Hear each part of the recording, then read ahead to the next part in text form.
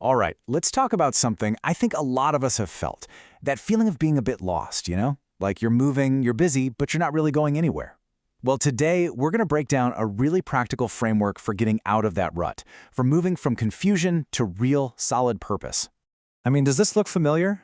That feeling that you're just wandering around, trying this path, then that one, with no real map, no idea if you're even headed in the right direction? Yeah, it's a common feeling, and honestly, it's a pretty draining place to be.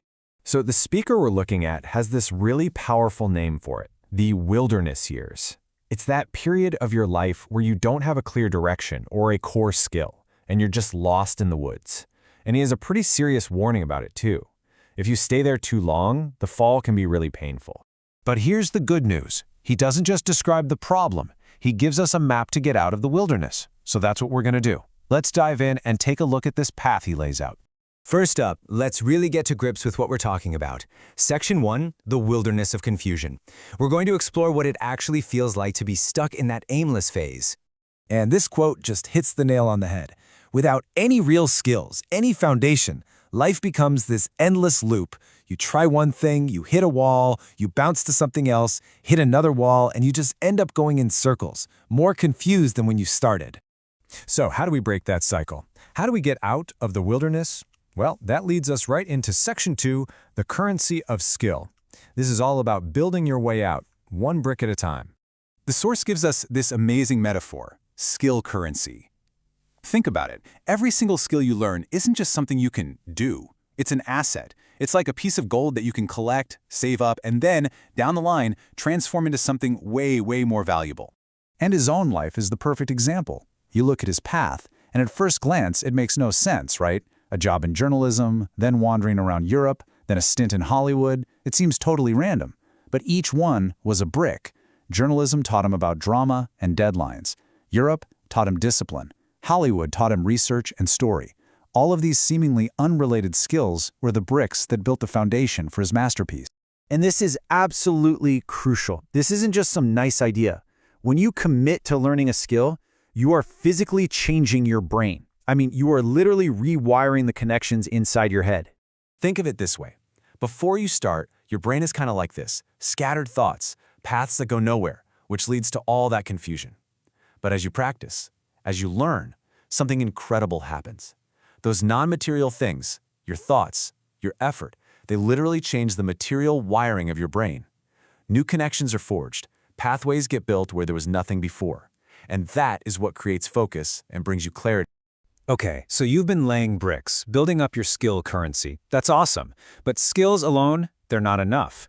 They can just sit there. You need a spark, a catalyst to get things moving. And that brings us to Section 3, the engine of boldness. So the source has this concept he calls interaction with boldness. The idea is simple but powerful.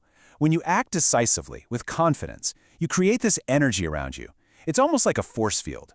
And that energy creates its own momentum. People are drawn to it, they admire it, and it makes success way more likely. And just look at the difference here.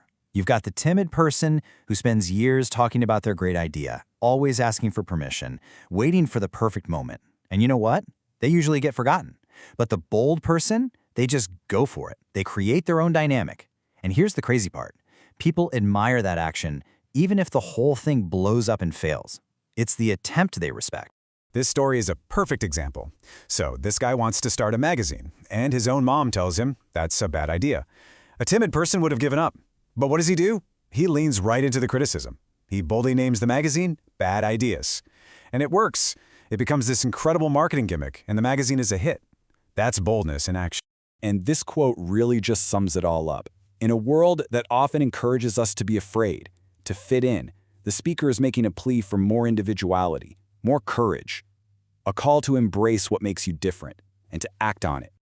Okay, so we've got skills as our foundation and boldness as our engine. But what's the fuel? That's what Section 4 is all about, the alchemy of ambition. This is about taking your natural, raw energy and channeling it. Now, the source here is speaking directly to young men, and he argues that those natural drives, things like ambition, competitiveness, even aggression, aren't things to be ashamed of or suppressed. Instead, they're like high-octane fuel. You just have to learn how to channel them in the right direction. And this table breaks it down perfectly. Take a trait like aggression. Left unchanneled, yeah, it can hurt people.